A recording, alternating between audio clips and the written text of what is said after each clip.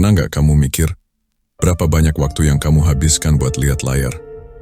Bukan karena penting, bukan karena dibutuhkan, tapi karena udah jadi kebiasaan.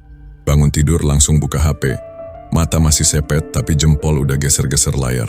Scroll, buka pesan, lihat story orang. Tanpa sadar kita udah masuk ke dunia lain, padahal hari aja belum benar-benar dimulai. Kita pikir ini normal, kita pikir semua orang juga begitu.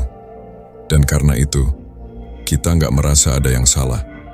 Tapi coba tanya ke diri sendiri, kapan terakhir kali kamu duduk diam, tanpa gangguan, tanpa harus ngecek HP, tanpa harus buka Instagram, TikTok, atau WhatsApp? Kapan terakhir kali kamu benar-benar hadir di momen yang nyata? Masalahnya bukan cuma soal waktu yang terbuang, tapi soal perhatian yang terkuras, energi yang hilang. Dan pelan-pelan kita jadi versi diri kita yang terus teralihkan. HP nggak pernah istirahat. Dan tanpa sadar, kita juga nggak pernah benar-benar istirahat. Selalu ada sesuatu yang bikin kita buka layar.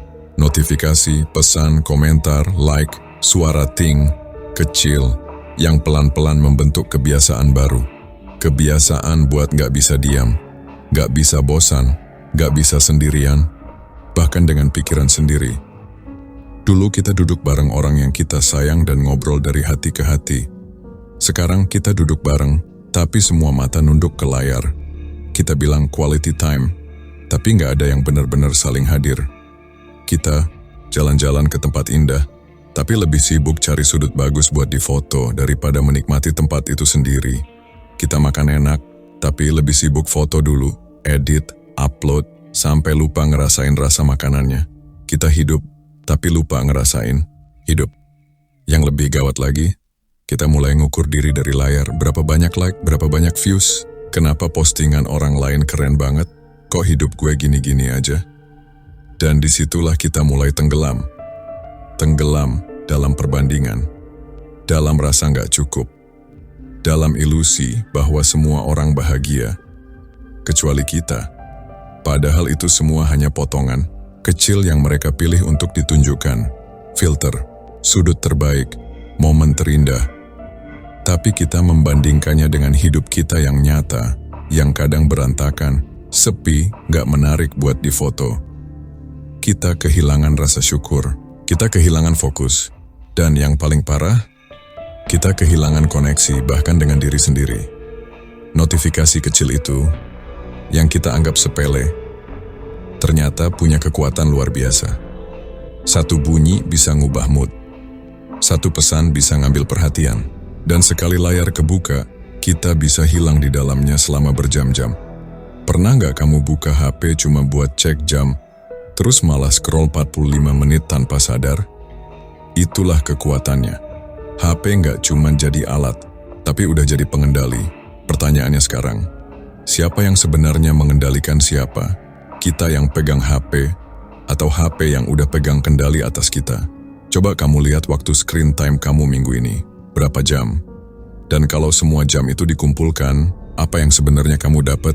Kita kehilangan waktu tidur, kehilangan fokus kerja, kehilangan koneksi dengan orang-orang sekitar, dan yang paling pelan, paling gak terlihat, kita kehilangan diri sendiri.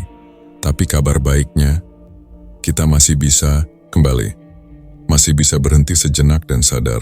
Masih bisa tarik napas dan bilang, cukup.